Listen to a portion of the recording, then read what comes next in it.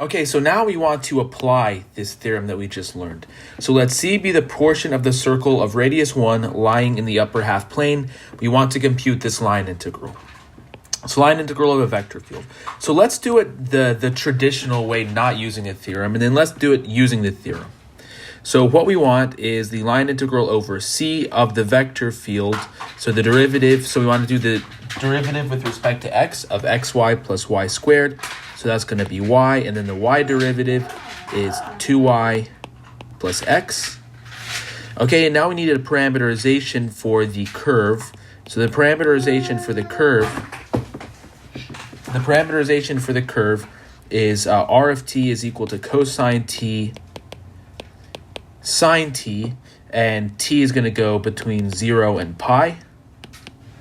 And then r prime of t is equal to minus sine t cosine t. So we're dotting this with minus sine t cosine t dt.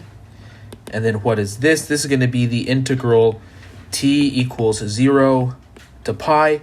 Okay, now on the curve, y is equal to sine t.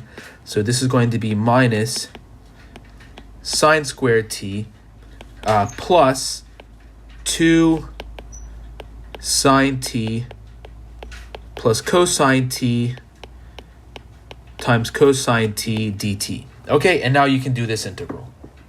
All right, so this is doing it the traditional way without the theorem. Okay, now let's apply the fundamental theorem of line integrals, or whatever I'm calling it. Well, what do we have? Let's match up what we have. So the left-hand side, we're computing the line integral of the gradient of a function. Okay, so this part in parentheses here, this is the gradient. This is f of xy. The parameterization, we already figured it out on the left-hand side, but let me just write it again. R of t is equal to cosine t sine t, and t goes between 0 and pi. Okay, so then what does this say? It says that this line integral is equal to f of r of pi minus f of r of 0. So what is this? So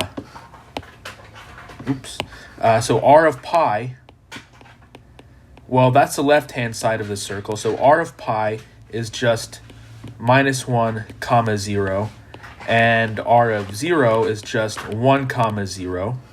So f of 1 0, when x is equal to 1 and y is equal to 0, this is just equal to 0. And f of minus 1 0, well, that's also equal to 0. So f of r of pi minus f of r of 0. This is equal to f of 1 0 minus f of minus 1 0. And this is equal to 0. Okay, so you could have done it either way, but I think, as you probably agree, that doing this with the fundamental theorem of line integrals is simpler.